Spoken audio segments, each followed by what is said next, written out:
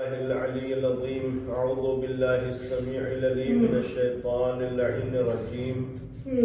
بسم الله الرحمن الرحيم. الحمد لله رب العالمين، والصلاة والسلام على أشرف الأنبياء والمرسلين خاتم النبيين مولانا أبي القاسم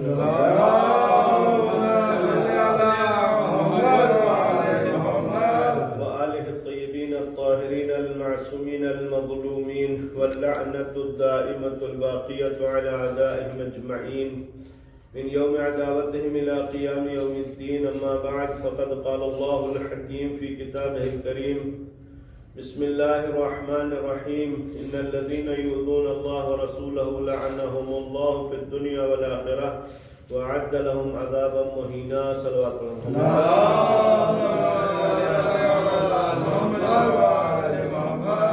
پروردگار عالم سورہ مبارکہ احزاب کی 57 نمبر کی آیت میں یہ اعلان فرما رہا ہے کہ جو بھی اللہ اور اللہ کے رسول کو اذیت دیتے ہیں، اللہ دنیا اور آخرت دونوں میں ان کے اوپر لعنت کرتا ہے اور آخرت میں ان کے لیے رسوا کن عذاب مہیا کر کے رکھا ہے.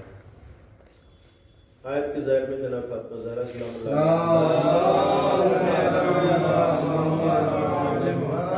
شہادت کی مناسبت سے یہ گفتگو کا تیسرا مرحلہ ہے. پہلے 2 مرحلوں میں خطبہ فدق کے حوالے سے مختصر گفتگو آپ کی خدمت میں پیش کی. آج بھی ابتدائی جملوں کے حوالے سے اور ابتدائی جملے میں خاص طور سے جو جناب زہرا سلام اللہ علیہ نے بندگی کے فلسفے کو بیان کیا ہے اور خدا کی عظمت کو جس انداز سے بیوی نے بیان کیا ہے وہ بہت ہی اہم بیان ہے. اور اس حوالے سے بارہا جیسا کہ آپ کی خدمت میں تاکید کی گئی کہ چونکہ خطبے کا نام خطبہ فدق ہے تو ہمیشہ یعنی حتیٰ ممکن ہے کہ ہمارے یہاں بھی یہ سوال ہو کہ یہ سارا ماجرا چونکہ فدق سے تعلق رکھتا ہے، یعنی سارا ماجرا ہے ہی فدق کا معاملہ ہے.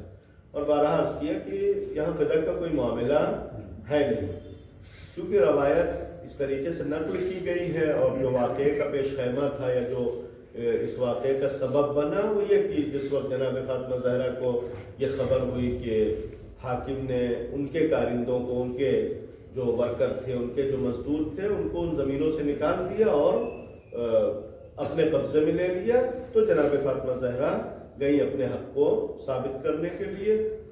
چونکہ اس کے ذیل میں یہ خطبہ واقع ہوا تھا اس لیے نام یہ ہوا. لہذا چونکہ خطبہ فدق اور فدق کا عنوان بہت زیادہ شہرت میں آتا ہے، بہت سارے لوگ سوال کرتے ہیں کہ مولا کائنات کا جب حکومت آئی تو مولا کائنات نے فدق واپس کیوں نہیں لیا؟ مولا کائنات فرماتے ہیں کہ مالی بفدق وغیر فدق، ہم کو فدق اور غیر فدق سے کیا مطلب ہے؟ اس حوالے سے ایک نقطے کی طرف سے اشارہ کرنا ہے اور اس کے بعد پھر خطبے کے چند جملے بیان کرتے ہیں.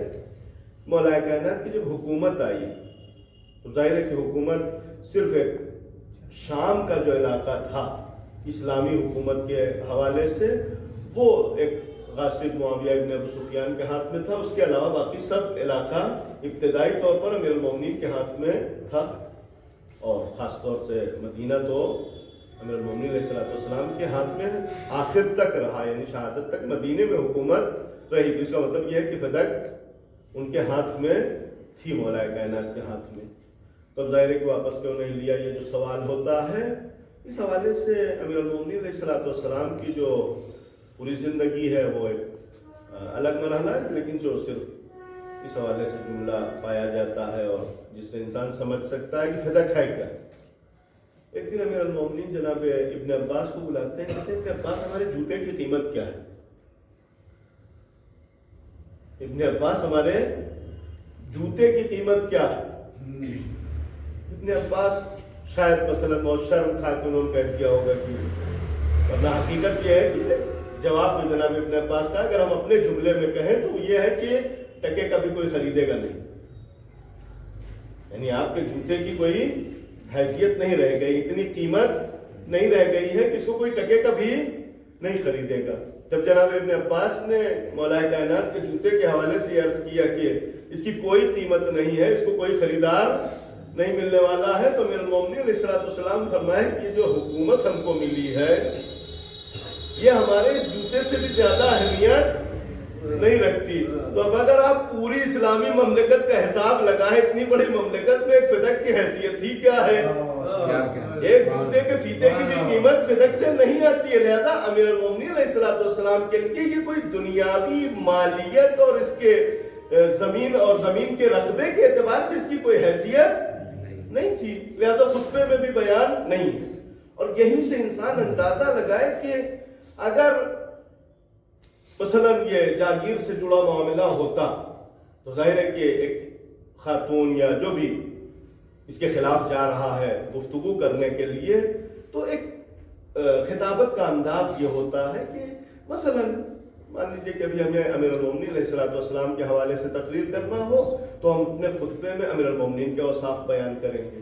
اگر مثلا امام حسن مجتبی علیہ السلام کے حوالے سے گفتگو کرنا ہے تو مثلا ہم اس کے حوالے سے گفتگو کریں گے۔ ابھی دیکھیں نکاح میں خطبہ پڑھا جاتا ہے تو ہم وہاں قرآن کی وہ والی آیت پڑھتے ہیں، وَأَنكِحُوا الْأَيَامَ مِنكُمْ وَالصَّالِحِينَ مِنْ عِبَادِكُمْ وَإِمَائِكُمْ۔ موت کی کوئی مجلس ہوتی ہے تو ہم مثلا كُلُّ نَفْسٍ ذَائِقَةُ الْمَوْتِ، یعنی جو بھی گفتگو ہوتی ہے اسی اعتبار سے خطبے کو بھی بیان کیا جاتا ہے۔ اب ایک جاگیر چھینی گئی، چلی گئی نا جناب فاطمہ کے ہاتھ سے، ملا تو نہیں ہے، لیکن جناب فاطمہ کی گفتگو کہاں سے شروع ہوتی ہے؟ الحمدللہ علی ما انعم، خدا کا شکر ہے اس چیز کے لیے کہ جو پروردگار عالم نے ہمیں نعمت دی۔ وَلَهُ الشُّكْرُ عَلَى مَا أَلْهَمَ، پروردگار عالم کا شکر ہے کہ پروردگار عالم نے ہمارے اوپر الہام کیا۔ اب جناب فاطمہ زہرا جب نعمت کی گفتگو کرتی ہیں کہ پروردگار عالم کا شکر ہے کہ اس نے ہمیں نعمت عطا کیا ہے، تو اس نعمت کی تفصیل بھی بیان کرتی ہیں کہ نعمت پروردگار عالم کی ہے کیا اور کیوں اس کے اوپر شکر ادا کرنا چاہیے۔ اس لیے کہ یہ نعمت وہ ہے کہ جس کی کوئی حد نہیں، جس کا کوئی حساب نہیں۔ پروردگار عالم کی نعمت بے شمار ہے۔ قرآن مجید کی آیت بھی ہے کہ ان تعدوا نعمت اللہ لا تحصوها، اگر تم شمار کرنا چاہو تو بھی شمار نہیں کر سکتے، یعنی اگر تم گننا چاہو تو تمہارے گنتی میں خدا کی نعمت نہیں آ سکتی۔ اس کے بعد جناب فاطمہ نے یہ جملہ بھی ارشاد فرمایا کہ اس کی جو مدت ہے، یہ نعمت کب تک ہمارے ساتھ رہے گی اس کا بھی کسی کو اندازہ نہیں ہے۔ اور پروردگار عالم نے اسی کے اوپر اکتفا نہیں کیا، بلکہ جو بھی نعمت دیا وہ مکمل دیا، اور مکمل کے ساتھ ساتھ انسانوں کو دعوت دیا کہ اگر تم اس نعمت کا شکریہ ادا کرو گے تو پروردگار عالم اس نعمت کو اور بھی بڑھا دے گا۔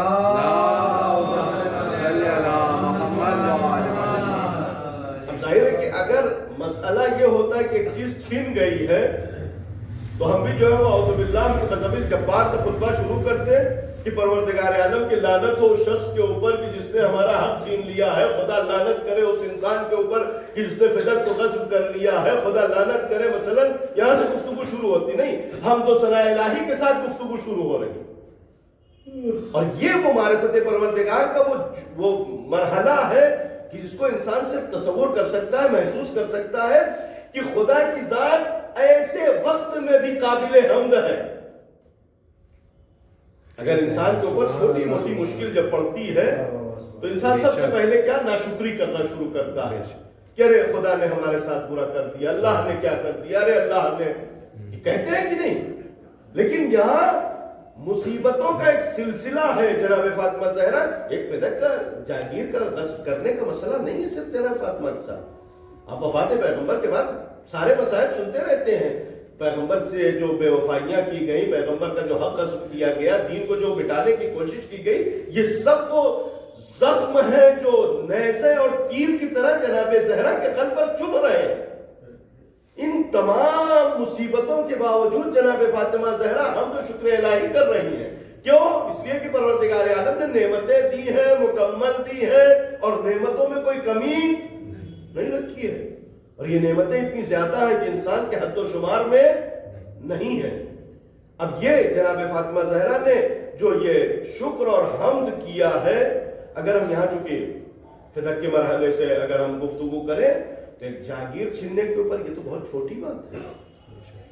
اس گھرانے کا جو شاکرانہ انداز ہے آپ کربلا کے واقعے میں دیکھیں.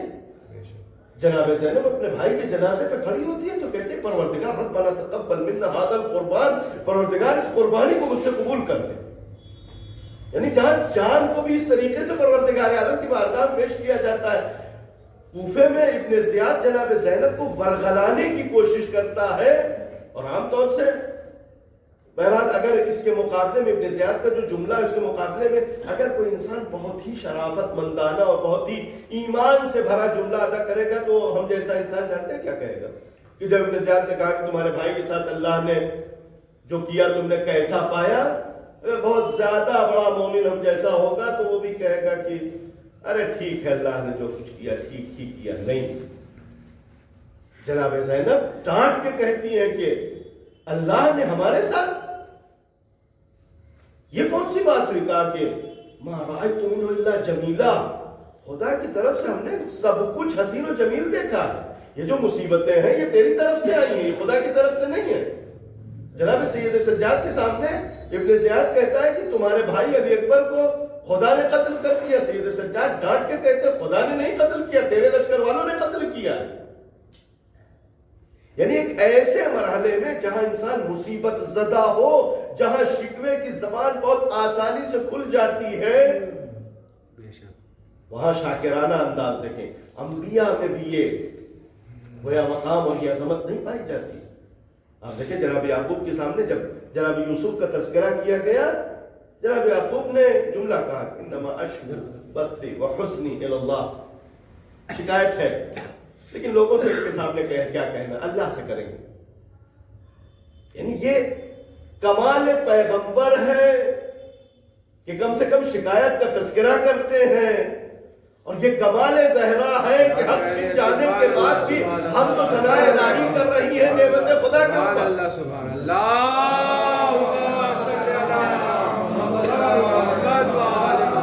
اب ظاہر ہے کہ ایک مرحلہ جو ہمارے یہاں مشکل کا بہرحال شکار ہے وہ یہی ہے کہ ہم آج ہر چیز کو زبان سے سیکھنا چاہتے ہیں. آج جس کو ہم علم کہتے ہیں وہ ایک انفارمیشن کے علاوہ کچھ نہیں رہ گیا، جبکہ سیکھنے کا مرحلہ جو ہے جتنا لوگ عمل سے سیکھتے تھے اتنا یہ پڑھائی لکھائی سے کچھ نہیں سیکھنے میں آتا تھا. لہٰذا دیکھیں کہ انجینئرنگ کی پڑھائی ہوتی ہے، پھر ٹریننگ ہوتی ہے، اور ٹریننگ میں بھی ایک ایک چیز بتائی جاتی ہے، اور ظاہر ہے کہ وہ سسٹم ایسا بن گیا ہے کہ سیکھنے والا بھی اسی پہ ڈیپینڈ ہو جاتا ہے. ورنہ آج بھی ایسا ہوتا ہے کہ ممکن ہے کہ انجینئر صاحب 3 سال جو ہے وہ کالج میں مغز ماری کر کے باہر آئے، اور اس کے بعد ایک شاگرد مثلا کسی دکان پہ بیٹھے بیٹھے 4-5 سال میں اتنا ٹرینڈ ہو جائے کہ انجینئر صاحب پہ ناک کان کاٹ لے. ہے کہ نہیں؟ کیوں؟ اس لیے کہ اس نے عمل سے سیکھا ہے. انہوں نے الفاظ سے سیکھنے کی کوشش کی ہے. الفاظ وہ چیزیں نہیں سکھا سکتے جو انسان کا عمل سکھا سکتا ہے. ہم لاکھ آپ کو بتاتے رہے خدا ایک ہے، لا الہ الا اللہ، خدا کے علاوہ کوئی معبود نہیں ہے، جتنا بتاتے رہے اس سے کوئی اندازہ نہیں لگا سکتا کہ واقعاً خدا ایک ہے. لیکن جہاں کردار بول رہا ہو، یعنی جب صرف خدا نظروں کے سامنے ہوتا ہے تو دنیا ادھر کی ادھر ہو جاتی ہے. خدا کے بارے میں کوئی جو عقیدہ ہے وہ بدلنے والا نہیں ہے. اب ظاہر ہے کہ جو نعمتوں کا ذکر جناب فاطمہ زہرا نے کیا ہے، یہی بندگی کی وہ حقیقت ہے کہ جو اگر ہمیں سمجھ میں آ جائے تو پھر انسان خدا کو فراموش نہیں کرے گا، اور وہی وہ ہمارے سمجھ سے باہر ہے. لہذا جناب فاطمہ کا کردار یہاں جو کچھ سکھا رہا ہے وہ الفاظ بھی نہیں سکھا سکتے. جو کردار سکھا رہا ہے وہ کیا ہے کہ خود آ کر ہم تو ثناء الہی کیا. کس چیز کے اوپر؟ نعمتوں کے اوپر. اب اگر مثلا جناب فاطمہ زہرا خدق کو نعمت مان بھی لیں تو بھی ظاہر ہے کہ جو نعمتیں پروردگار عالم نے اہل بیت علیہ السلام کو کرامت کی ہیں، وہ نعمتیں ان تمام دنیاوی نعمتوں کے مقابلے میں ایسی ہیں کہ جن کے سامنے ان تمام نعمتوں کا کوئی شمار نہیں ہے. اب یہ جملہ دعائے مبارکہ ندبہ میں ابتدائی جملوں میں یہ ذکر کیا گیا ہے کہ پروردگار عالم نے اہل بیت علیہ السلام سے اس دنیا میں زہد کی شرط کہ تم یہاں پر زہد اختیار کرو گے.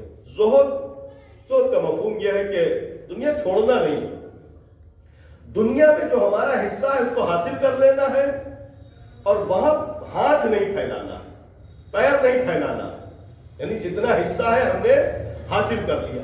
اہل بیت علیہ السلام نے دنیا سے اپنا حصہ حاصل کر لیا. اگر دنیا سے حصہ حاصل کر لیا تو اب جو کچھ بچے گا وہ کیا ہوگا؟ گنے کا جوس نکال لیں تو کیا بچتا ہے؟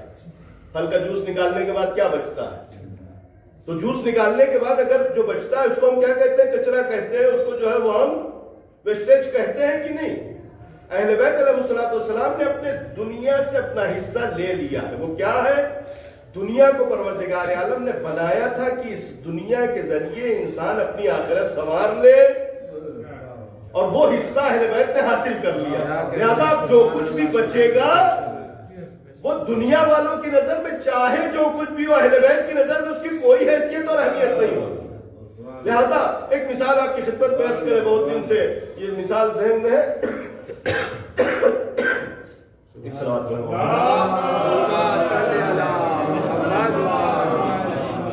ہماری نظر میں دنیا اور اہل بیت کی نظر میں دنیا کی کیا حیثیت اور اہمیت ہے؟ اب آپ اندازہ لگائیں کہ مثلاً ابھی زیادہ تر انجیکشن وہ پلاسٹک کے اس میں آ گئے ہیں اور پہلے وہ شیشی والے آتے تھے. تو انجیکشن بہرحال وہاں میڈیکل کی تمام چیزیں لکھی رہتی ہیں کہ ہاں استعمال کرنے کے بعد اس کو پھینک دیں. لیکن بچپن میں جو بزرگ ہیں سب کو یاد ہوگا کہ دوا بنتی تھی تو وہی شیشی میں بنتی تھی، انجیکشن والی بھی. اب ڈاکٹر نے اس کو اٹھا کے پھینکا. کیوں پھینکا؟ ہم نے پوچھا ڈاکٹر صاحب نے پھینک کیوں دیا؟ کہا یہ بیکار ہے، اس کا کوئی کام نہیں ہے، ہم نے اس کی دوا نکال لی ہے، اب اس کا کوئی مصرف نہیں ہے. لیکن ہم نے کسی مثلاً طالب علم ایک اسٹوڈنٹ کے ہاتھ میں دیکھا کہ وہ دوا بنا کے بیٹھا ہوا ہے. کہ ڈاکٹر نے تو کہا تھا کہ اس کا کوئی کام نہیں ہے، اس نے کارآمد کیسے بنا لیا؟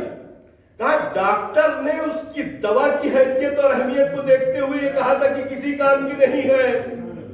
اور ایک اسٹوڈنٹ جس کے پاس کوئی پیسہ نہیں تھا، جو غریب تھا، جس کے پاس کچھ بھی نہیں تھا، اس کی نظر میں یہ 1 روپے کی شیشی بھی اتنی اہمیت رکھتی تھی کہ اس کے کام آ گئی. لہذا اہل بیت علیہ السلام دنیا سے اتنے اونچے ہیں، اتنے بلند ہیں کہ جب وہ اپنی دنیا کو دیکھتے ہیں تو دنیا بیکار نظر آتی ہے. وہی دنیا جو عام انسانوں کی نظر میں اتنی بلند ہے کہ اس کے لیے دین اور ایمان بیچ دیا کرتے ہیں، وہ دنیا کی حکومت بھی علی کی نظر میں اپنے جوتے کے برابر نہیں ہوا کرتی. ایک صلوات پڑھیں محمد. جنہوں نے بھی اہل بیت کے اوپر ظلم کیا، اپنا دین و ایمان ہی تو بیچا. تو جس دنیا کے لیے لوگوں نے اپنا دین اور ایمان بیچ دیا، وہ دنیا علی کی نظر میں اور بلکہ اس سے بدتر مثال کے جو شاید مناسب بھی نہ ہو، ہر جگہ مثال دینا، کہا کہ من عراق خنزیر بید مجزوم، تمہاری دنیا کی مثال ہماری نظر میں ایسے جیسے سور کی اوجھڑی کسی کوڑھی کے ہاتھ میں رکھی ہوئی ہو. اب کیا چاہیے؟ ایک ایسی مثال ہے جس کی طرف کوئی رغبت نہیں کرے گا، سوچے گا نہیں انسان کی یہ ہے کیا چیز. جس دنیا کے لیے لوگ مرے چلے جا رہے ہیں، اہل بیت کی نظر میں اس دنیا کی کوئی حیثیت نہیں. اب ظاہر ہے کہ جب خدا کی نعمتوں کی قدر انسان کرتا تو اسے اندازہ ہوتا ہے کہ پروردگار عالم کی نعمتیں کیا ہیں. اب انسان بہرحال دنیا میں جو ایک تعلیمی اعتبار سے ہمارا سیکشن بٹا ہوا ہے، ہر الگ الگ سیکشن میں الگ الگ جہت سے تعلیم دی جاتی ہے، اور تعلیم جو دنیا میں دی جاتی ہے بہرحال اس کا زندگی میں ایک مصرف ہے. ڈاکٹر مثلاً جو ہے وہ ہمارے بدن کی صحت کے حوالے سے اسٹڈی کرتا ہے، انجینئر مثلاً ہمارے رہنے سہنے کے حوالے سے جو انتظامات پائے جاتے ہیں ان کے حوالے سے. لیکن ہر سیکشن میں اگر انسان اس پرسپیکٹیو کو مد نظر رکھے، اس چشم انداز کو مد نظر رکھے کہ ہم جو پڑھنے جا رہے ہیں یا جو کام کرنے جا رہے ہیں یہ خدا کی نعمتوں کا ایک انتظام و اہتمام ہے، تو انسان بہت اچھی طریقے سے اندازہ لگائے گا کہ خدا کی نعمتیں کیسی ہیں. اس حوالے سے بزرگ عالم دین نے اپنی مثال ذکر کیا کہ یہی سائنس جو دنیا آج ہم کو پڑھا رہی ہے، یہی علوم کی جو دنیا آج ہم کو دے رہی ہے اور جس کو ہم دنیاوی علم کہتے ہیں، خدا انہی کے ذریعے پہچانا جا سکتا ہے، بلکہ انہی کے ذریعے پہچانا جائے گا۔ ہمیں کیا اندازہ ہے کہ ایک آنکھ کیسے بنی ہے اور مثلاً جو ہے وہ کیسے یہ آنکھ کام کرتی ہے اور اس میں کیا کیا خرابی آ سکتی ہے، لیکن ایک آنکھ کے ڈاکٹر کو اندازہ ہے یا نہیں؟ اور اندازہ اس بات کا بھی ہے کہ بہت ساری ایسی چیزیں ہیں کہ مثلاً جس کا علاج اس نے تلاش کر لیا ہے تو اس کو یہ سمجھ میں آتا ہے کہ بہت آسان کام ہے، ہم کر لیں گے، لیکن بہت ساری ایسی چیزیں ہیں کہ نہیں کہ جس میں ڈاکٹر کہہ دیں گے کہ نہیں، اس میں کچھ ہو نہیں سکتا۔ یہ عجز، یہ عاجز ہونا، یہ مثلاً انکار کرنا کہ نہیں کچھ ہو نہیں سکتا، یہ اس بات کی علامت ہے کہ اس کے بس میں نہیں ہے۔ تو جس نے کیا ہے اس کو اندازہ ہے یا نہیں؟ ہم ہمیشہ مثال دیتے ہیں کڈنی کی کہ اگر ایک کڈنی ٹرانسپلانٹ کرانا ہو تو 50 لاکھ 25 لاکھ کا خرچہ آتا، پروردگار عالم نے فری میں دے دیا۔ اب ظاہر ہے کہ جتنی قدر ہم اپنی اس نیچرل کڈنی کی نہیں کر رہے ہیں، بے شک خریدی ہوئی کرتے ہیں کہ نہیں، بس یہی ہے کہ فری کا مال جو انسان قدر نہیں کرتا۔ یہ جو قدر نہیں کرتا یعنی پہچانتا نہیں ہے۔ پروردگار عالم نے اگر اسی طریقے سے انسان اپنی قیمت کا اندازہ لگانا چاہے، ایک آنکھ مثلاً 2 کڈنی، انسان اپنی قیمت کا اندازہ لگائے، اربوں میں نکلے گی۔ یعنی ایک انسان اپنی جگہ پر اربوں کی حیثیت رکھتا ہے۔ کیا کہنے، سبحان یہ جو اربوں کی حیثیت رکھتا ہے، آپ پہچانے، ہم مثلاً شکریہ بھی ادا کرتے ہیں۔ مثلاً مان لیجئے کہ ابھی آپ میں سے کوئی ہم کو 20,000 کا موبائل دے دے، کہتے ہیں شکریہ، تھینک یو ویری مچ، ہو گیا ختم نا۔ لیکن اگر 50 لاکھ کی گاڑی دے دے تو 3-4 دن تک مثلاً جو ہے وہ جب بھی لے کے جائیں گے گاڑی دروازے کھڑی کر کے شکریہ ادا کریں۔ کیوں؟ اس لیے کہ ہم نے مثلاً قیمت لگائی نا کہ یہ 20,000 کی قیمت، یہ 50 لاکھ کی ہو گئی تو بہت بڑی نعمت ہو گئی۔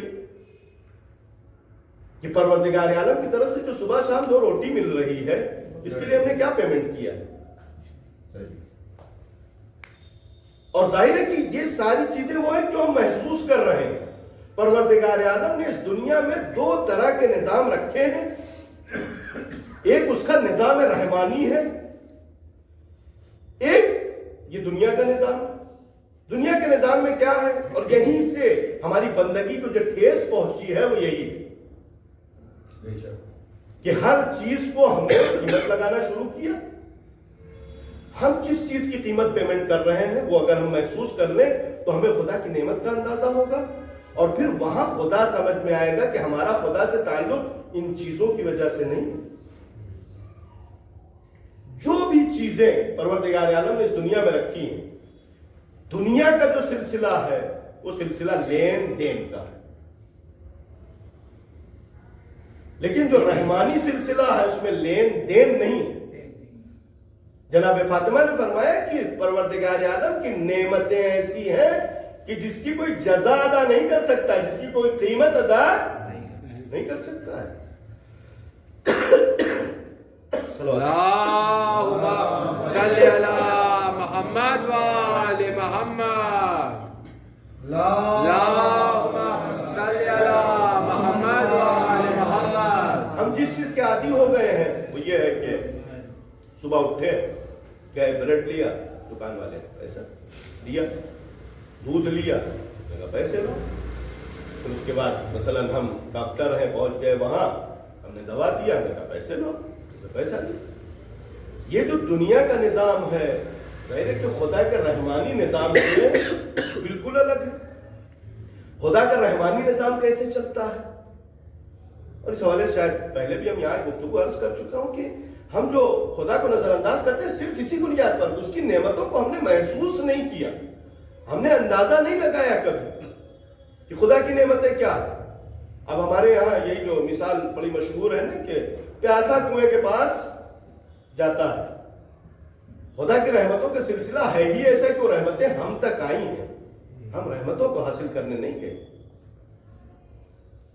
ہم نے اپنی ماں کا انتخاب نہیں کیا تھا، خدا نے ہمارے لیے ماں بنایا تھا کہ نہیں؟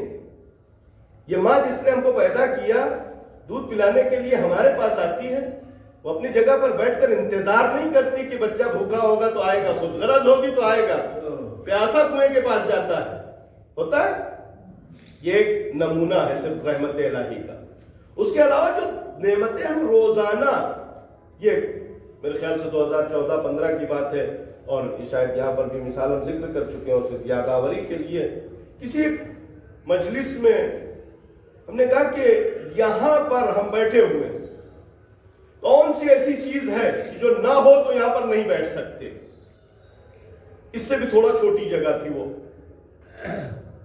اب لوگوں نے بتانا شروع کیا کہ اگر پنکھا بند ہو جائے تو مثلا گرمی بڑھ جائے گی، نہیں بیٹھ پائیں گے۔ کتنے لوگ افریقہ کے جنگلوں میں بغیر لائٹ کے رہ رہے ہیں، لائٹ چلی جائے کتنے لوگ اندھیرے میں رہتے ہیں، فرش اٹھ جائے کسی زمین کے اوپر بیٹھ جائیں، ٹائلز نہ ہو، جتنی بھی چیزیں لوگوں نے ذکر کیا، ظاہر ہے کہ وہ جو ہماری نظروں کے سامنے جو دکھائی پڑتی ہے وہی۔ اب جو چیزیں ہم کو نہیں دکھائی پڑتی یا کبھی ہم نے محسوس نہیں کیا، اس کا ہمیں اندازہ نہیں ہوگا نا۔ اور اس کی مثال عام طور سے جو لوگ مثلا فلائٹ میں سفر کرتے ہیں، اب ہم نے بھی جو 10-12 سفر کیے ہیں وہاں پہلے ہی اعلان کیا جاتا ہے کہ اگر آکسیجن کی کمی ہوئی تو ماسک گرے گا۔ الحمدللہ کبھی ایسا حادثہ پیش نہیں آیا کہ آکسیجن کی کمی اور محسوس ہو کہ آکسیجن کی کمی کیا ہوتی ہے۔ لیکن اسی کورونا کال میں لوگوں نے محسوس کیا کہ نہیں آکسیجن کمی کیا ہوتی ہے۔ چائنا میں کوئی ماؤنٹ ہے جہاں کے لیے کہتے ہیں کہ وہاں آکسیجن کی کمی ہوتی ہے، لہذا سلنڈر لے کے جاتے ہیں لوگ وہاں پر جب جاتے ہیں۔ چونکہ ہمیں کبھی آکسیجن کی کمی محسوس نہیں ہوئی، لہذا ہم نے آکسیجن کو نعمت نہیں سمجھا۔ جبکہ کھانا 72 گھنٹہ نہ ملے تو زندہ رہ سکتے ہیں، پانی 24 گھنٹہ نہ ملے تو زندہ رہ سکتے ہیں، آکسیجن 10 منٹ نہ ملے تو کام تمام ہو جائے گا۔ کبھی سمجھا نہیں؟ کیوں؟ اس لیے کہ خدا کی رحمت کا نتیجہ ہے۔ یہ جو نعمتیں ہم کھا رہے ہیں اور جس کے لیے ہم نے مثال دیا، بریڈ خرید کے لے آئے، یہ بریڈ بننے سے پہلے جن مرحلوں سے گزرا ہے وہ سب پیمنٹ والے نہیں تھے۔ وہ جو دھوپ جس نے اس گیہوں کو پیدا کیا اور زمین سے نکال کے گیہوں تک پہنچایا ہے، کسان نے اس دھوپ کا کوئی پیمنٹ ادا نہیں کیا ہے۔ پانی چکی چلانے والا پیسہ لے لیتا ہے، لیکن زمین کے اندر جو پانی نکل رہا ہے اس کا کوئی پیمنٹ نہیں ہوا کرتا۔ جو ہوائیں اس کھیت کو بناتی ہیں اور اس مرحلے تک پہنچاتی ہیں کہ یہ دانہ بن کے باہر نکلے، ان ہوائوں کا کوئی پیمنٹ نہیں ہوتا۔ اب آپ اندازہ لگائیں کہ پروردگار عالم کہ اگر ایسی نعمتوں کا ہم حساب کرنا شروع کریں تو ہماری زندگی میں بے شمار ایسی نعمتیں ہیں کہ جو بغیر پیمنٹ کے ہم حاصل کر رہے ہیں، لہذا ان کے چکر میں ہم یہ نہ سمجھیں کہ جو پیمنٹ کر رہے ہیں نعوذ باللہ خدا کو پیمنٹ کر رہے ہیں۔ اور جب اندازہ ہوگا کہ خدا نے یہ سب کچھ ہمارے لیے فری رکھا ہے، اس وقت انسان کے لیے یہ بار نہیں ہوگا کہ 5 وقت آ کے سر جھکا دے پر اس وقت انسان کے لیے بھاری نہیں لگے گا۔ اور اس حوالے سے قرآن مجید کی آیت کو بھی ہم بیان کرتے ہیں کہ قرآن مجید کہتا ہے کہ ان الصلاۃ لکبیرۃ الا علی الخاشعین، نماز بہت بھاری چیز ہے، بہت سنگین ہے، لیکن خاشعین کے لیے سنگین نہیں۔ خاشعین کون ہیں؟ جو پروردگار عالم کی بارگاہ میں ان کے دل جھکے ہوئے ہیں، اور یہ ایسے نہیں جھکتے جیسے ہم رکوع میں جھکتے ہیں، یہ جھکتا تبھی ہے کہ جب انسان احسان مند ہو پروردگار عالم کا، پہچان لے کہ پروردگار عالم نے ہمارے ساتھ احسان کیا۔ اپنے محسن کے ساتھ کیا انسان کیسا سلوک کرتا ہے؟ مثال ہم یہ دیا کرتے ہیں کہ مثلا ابھی یہاں پر جو لوگ بھی بیٹھے ہیں الحمدللہ کسی کے اوپر کوئی ہمارا احسان نہیں ہے، اگر کسی سے ہم 1 گلاس پانی کہتے ہیں تو تھوڑا سا منہ بنا کے مثلا ہو سکتا ہے پلا دے، لیکن اگر کوئی ایسا انسان ہو کہ جس کو کسی بیماری سے ہم نے بچا لیا ہو، کسی بڑے حادثے سے ہم نے بچا لیا ہو، اور اس سے ابھی کہیں کہ جاؤ مثلا ہمارے لیے 1 گلاس پانی لے کے آؤ، پورا جگ لے کے آنے کے لیے تیار ہو، کیوں؟ اس لیے کہ وہ احسان مند ہے۔ وہ ہمارے احسان کے سامنے جھکا ہوا ہے، اس کا دل راضی ہے اس بات کے اوپر۔ اگر ہم پروردگار عالم کی نعمتوں کو پہچان لیں تو ہمارا دل خود بخود راضی ہو جائے گا خدا کے سامنے جھکنے کے لیے۔ لہذا پروردگار عالم کی نعمتوں کی حمد ایک مرتبہ زبان سے کرنا اور ایک مرتبہ اپنے عمل اور کردار سے ظاہر کرنا، کہ جب ایک جاگیر لٹی ہوئی ہو، ظلم اور مصیبتوں کا ایک انبار ہو، چاروں طرف سے مصیبتوں کی بوچھار ہو، ایسے میں پروردگار عالم کا حمد و شکر ادا کرنا صرف اور صرف اہل بیت علیہ السلام نے۔ اور ظاہر ہے کہ یہ پورا گھرانہ وہ ہے کہ جس نے پروردگار عالم کی عظمت کو پہچانا اور دنیا کو پہچانوانے کے لیے آئے ہی تھے۔ اور بہت سارے سوالات حتیٰ ہمارے جوان بھی اکثر کیا کرتے ہیں، مولا کائنات نے تلوار کیوں نہیں اٹھائی، مولا کائنات نے جنگ کیوں نہیں کی، مولا کائنات نے فتح واپس کیوں نہیں لیا، مولا کائنات تو شیر خدا تھے اور طاقت کی کوئی کمی نہیں تھی، شجاع تھے، بہادر تھے۔ اصل علی کو پہچانا ہی نہیں ہے، علی کی نظر میں دنیا کیا ہے یہ سب جانتے ہی نہیں ہیں۔ یہ سارے سوالات ہمیشہ ہمارے ساتھ لگے رہے۔ جناب زہرا کا بدلہ لے لیتے، کس سے بدلہ لیں؟ اہل بیت علیہ السلام اس لیے آئے ہی نہیں تھے کہ ہاں اس دنیا کے معاملات کو اپنے لیے حل کریں۔ اور روایات ہیں، امام حسن مجتبیٰ علیہ السلام نے کسی اپنے چاہنے والے سے اس بات کی طرف اشارہ کیا کہ یہ خاتون جودہ بنت اشعثی ہم کو زہر دے گی، کہا مولا طلاق دے دیں، کہا ابھی غلطی تو کیا نہیں، سزا کیسے دیں؟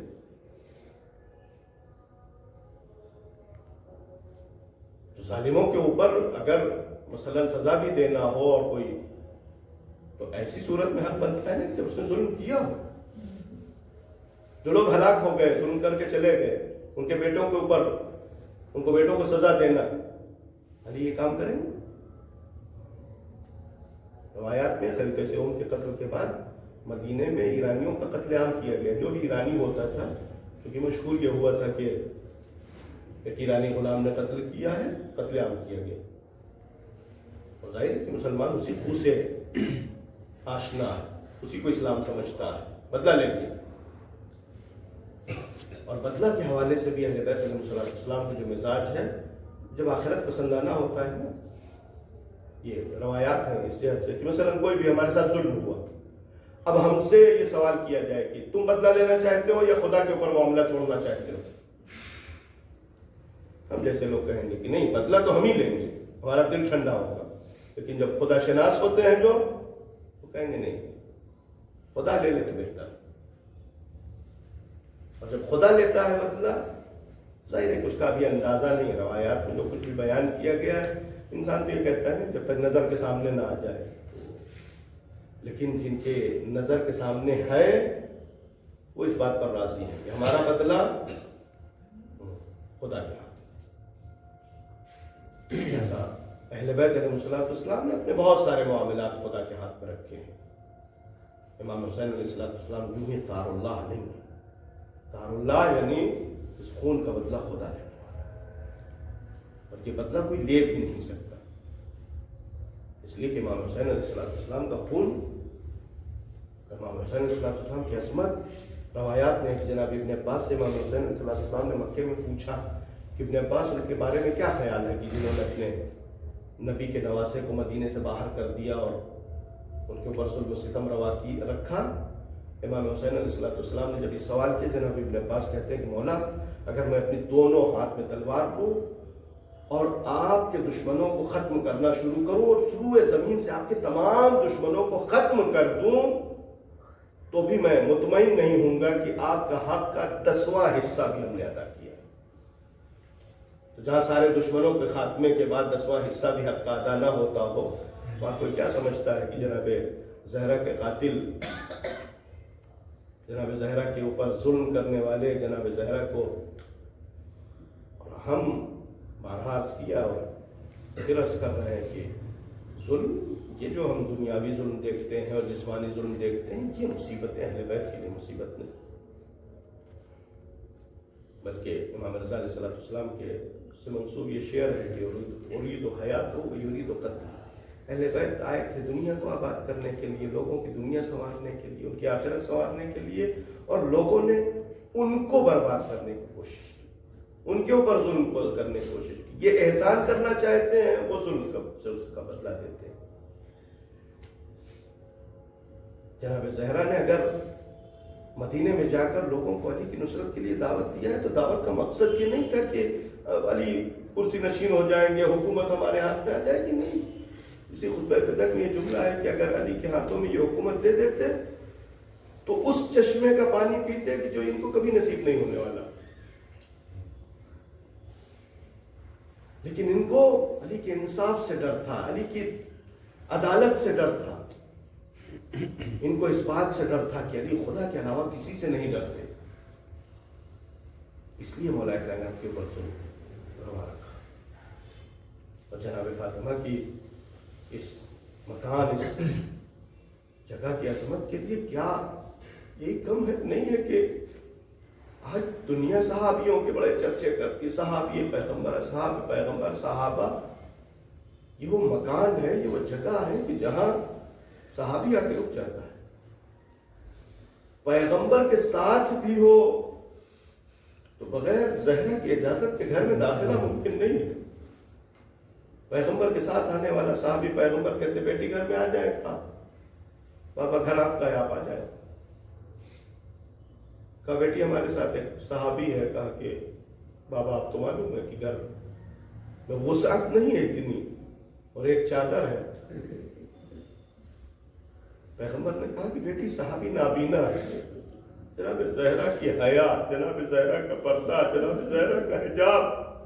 جناب زہرا کہتی ہے کہ بابا یہ صحابی نابینا ہے، میں تو نابینا نہیں ہوں. جہاں جناب زہرا کے حجاب کا یہ عالم ہو، اس دروازے کے اوپر کوئی بھی آ کر درانا کھڑا ہو جائے اور اس کے بعد یہ آواز دے کہ ابوالحسن کو گھر سے باہر نکال دو ورنہ میں گھر میں آگ لگا دوں گا. جناب فاطمہ زہرا دعائی دیتی، آواز دیتی کہ اس گھر میں آگ لگا دو گے جس گھر میں آ کر پیغمبر سلام کیا کرتے تھے. یہ وہ دروازہ تھا جہاں پیغمبر آتے تھے اور آنے کے بعد کہتے تھے السلام علیکم یا اہل بیت النبوہ، اور اس کے بعد آیت تطہیر کی تلاوت کیا کرتے تھے. جناب فاطمہ نے کہا کہ تم اس گھر میں آگ لگا دو گے جہاں پیغمبر کی تنہا یادگار فاطمہ زہرا رہتی ہو. کہا ہاں ہم اس گھر میں آگ لگا دیں گے. اور یہ صرف دھمکی نہیں تھی بلکہ ظالم نے دروازہ جلایا اور جلتے ہوئے دروازے پہ ایک لات ماری. جس وقت جناب زہرا دروازے کے پیچھے آئی، جناب زہرا جیسے ہی دروازے کے اوپر لات ماری، ایک مرتبہ جناب زہرا در و دیوار کے درمیان پس گئی. یہ مسلمان درانہ فاطمہ کے گھر میں داخل ہو گئے، علی کو گرفتار کر کے لے گئے. جناب فاطمہ زہرا جیسے ہی غش سے فاقہ ہوا، آواز دی فضہ دوڑو، میرا محسن شہید ہو گیا، میرے پسلیاں ٹوٹ گئی. جناب فضہ نے جناب سیدہ کو سہارا دیا. ایک مرتبہ جیسے ہی سیدہ کھڑی ہوئی، آواز دی فضہ ابوالحسن کہاں ہے، علی کہاں ہے. جناب فضہ نے آواز دی کہ ابوالحسن کو لوگ مسجد پہ لے کے گئے ہیں. سیدہ نے ایک مرتبہ سر پہ چادر ڈالی، مسجد پہ پہنچی، آواز دی مسلمانوں ابوالحسن کو چھوڑ دو ورنہ میں اپنے سر کے بال بکھیر دوں گی. راوی کہتا ہے کہ ایک مرتبہ زہرا کی یہ فریاد بلند ہونا تھی، قیامت کے آثار نمودار ہو گئے، مسجد نبوی کی دیواریں بلند ہونے لگی. مسلمانوں نے علی کو چھوڑ دیا. علی کو زہرا گھر میں لے کے واپس آ گئی. میں کہوں گا بی بی یہ مدینے کی فریاد تھی کہ آپ علی کو زندہ واپس لے آئے، لیکن آئے کربلا میں چند قدموں پہ زینب کھڑی دیکھتی رہی، حسین کے گلے میں. وَسَيَعْلَمُ الَّذِينَ ظَلَمُوا أَيَّ مُنقَلَبٍ يَنقَلِبُونَ إِنَّا لِلَّهِ وَإِنَّا إِلَيْهِ رَاجِعُونَ.